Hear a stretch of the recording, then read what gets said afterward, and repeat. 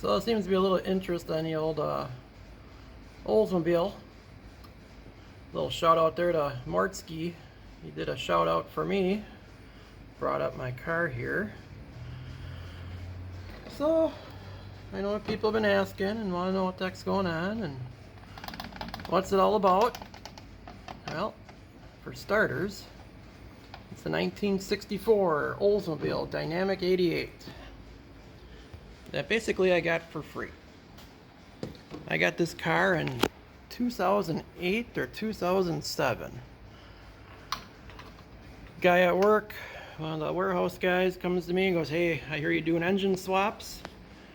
I got this Oldsmobile. Think you put a small block Chevy in it?" No problem. Put a small block Chevy in anything. So we talked about it for about a year and a half, 2 years. I think he quit. I didn't see him for a while. Then all of a sudden he popped in one day and he's like, "That car I was telling you about?" I go, "Yeah, that car. Yeah. What do you want to do with it again?" He goes, "Well, I don't want it no more. And actually, if you don't come and get it by tonight, it's going to get scrapped." It's like, "Oh, okay. So that means you're giving it to me?" He goes, "Yep, come and get it. Yeah, give me an address." Mind you, this was middle of January, and the car was in Milwaukee, down an alley in a garage that hasn't been opened since who knows when. So got my buddy involved. We went and got a tow dolly because I figured car trailer wasn't going to help. After we shoveled out like 4 feet of snow to get to the garage door, there was 3 inches of ice holding the door down. So we, at that point, already found out the bank was coming to get the house, so we really didn't care. Took the shovel, busted the bottom of the door off to get the door open, aired the tires up. Obviously this car is a little bit wider or longer than what the alley is wide, especially where they snowplowed it. So we got it pulled out of the garage, I think, to about here. And my buddy came around with his work van and we chained it up to this side and we kind of drug it back and then pulled it out and drug it back until we had it facing in the alley to get the dolly on, and then drug it home. From there, it just sat in my barn, I want to say 2 years, because of course I didn't have a title for it. And the guy was supposed to send me the title. Well, he went back to Mexico and never did see him again. So after about 2 years, I got real close to, all right, I'm sick of cutting grass around it, and put it up for sale actually. And I had a guy who's like, "Oh, I'm making it into a demo car." It's like, man, that demo car, what do you got to kill it? I was starting to get attached to a little bugger. Then I tried selling it again, and some guy wanted to make it into a mud truck, stick it on a Suburban frame, and make it a mud truck. It's like, I don't want to do that. That's not fun. And then somewhere in there, a friend of mine up here, he had a 1982 Chevy pickup, 6.2 diesel, first gear, red motor, coarse injectors, if you guys know what I'm talking about. Well, he blew that up. And he comes to me and goes, "Oh, what are we going to do?" It's like, well, good luck. Well, he goes on the websites, and lo and behold, the government's selling 6.2s out of Hummers. So he comes back over that day and goes, "Hey, government's selling 6.2s. What do you think?" "I don't know. I'm not a big fan of the 6.2, but if you can get them cheap enough, why not?"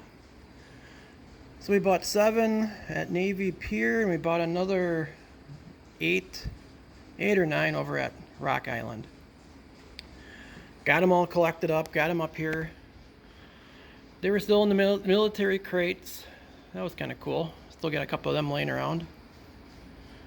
Out of all the engines, I think one probably would have ran. The rest of them were all messed up in some form. Either the heads are cracked, cylinders scored, holes in blocks. So they weren't all, perfect. And I want to say we paid about $100 a piece for them, if I remember right, 120. They were pretty cheap.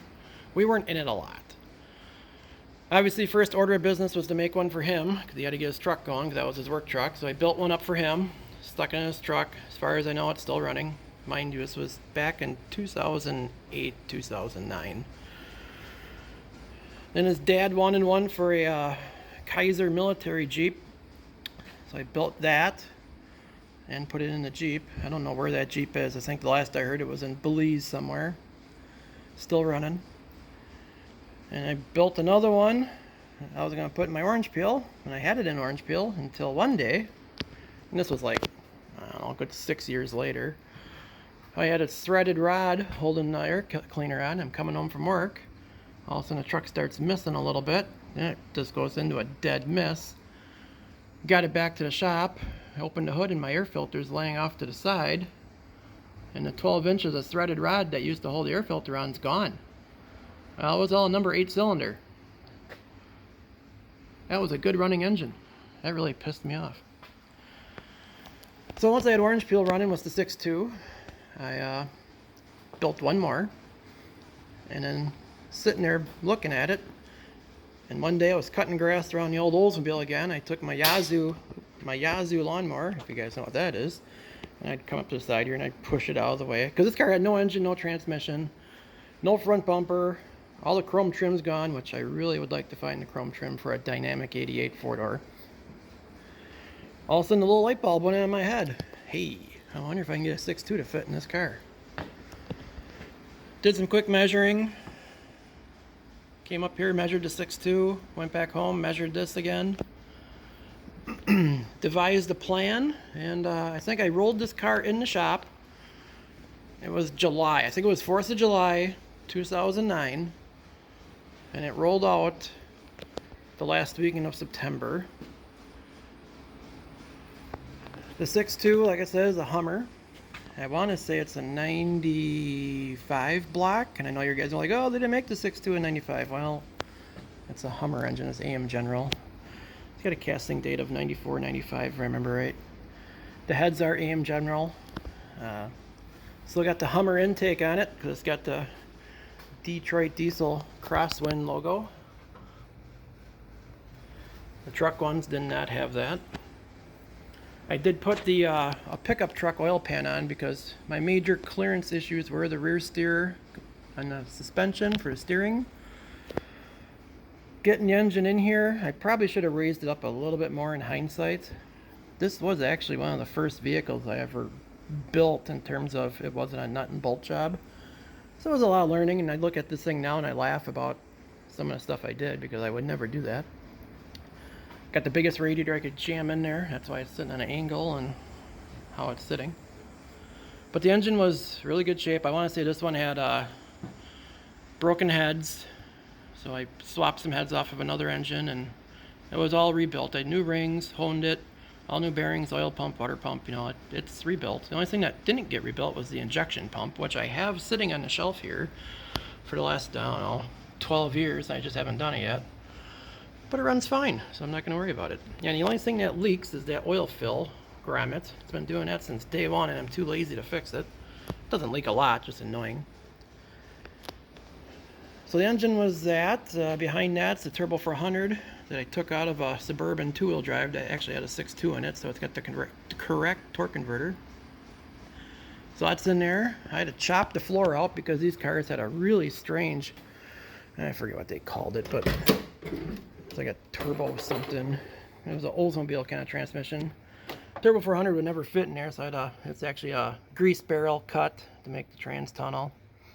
DT 466 piston cup holders. But other than that, oh, and I had a clearance for the exhaust because I like big loud exhaust pipes. So the floor is actually, I got 4-inch pipe in the floor pans here, so I can clear my 3-inch exhaust pipes out the back. Car is relatively solid. The floors were a little soft. Obviously the body is a little soft. Actually, a lot of this has fallen apart over the years of just driving it because this thing vibrates a little bit. Still got the factory Oldsmobile, big Oldsmobile rear end. It's an open rear end. I forget the gear ratio, but it's like a 2 something if I remember right. I never cracked it open. It still works just like it's supposed to. It's got big old tips in the back, or well, big old exhaust. It's 3.5 inch from the back of the car all the way until about here. And I think it's 3-inch all the way to about here, and it goes to 2.5, and it goes to whatever adapts to the manifolds. I think the manifolds were a Chevy van, if I remember right, because the pickup truck ones wouldn't fit. What else did I do? Put the fuel cell in the trunk because the exhaust took the spot for the fuel tank, and the fuel tank was destroyed and I couldn't find one. I did upgrade the disc brakes. It's got the Scarebird kit in the front, and I put 15-inch wheels on it. Stops okay. Could stop a little better, but it's a big car. Other than that, that's about it. And I built this as a joke. I built this as just a haha, this is what I have laying around kind of thing. See if I could do it. Dare to be different. I don't know if anybody remembers that article back in the old Hot Rod magazines, but dare to be different. So that's what this was. I just got done doing an oil change because I've been driving this thing every day since about the end of May, because it gets about 30 miles to the gallon. And I just actually filled up this morning and I got 31 miles to the gallon in that last tank full. So we'll fire it back up once I grab my keys. I don't know why I took the keys out of it. But I've had this car pretty much everywhere in the state. It's been in Illinois, it's been in Minnesota. It's got almost 40,000 miles on it since I done it. We'll give it a little quick glowage. Should start though. Oil pressure.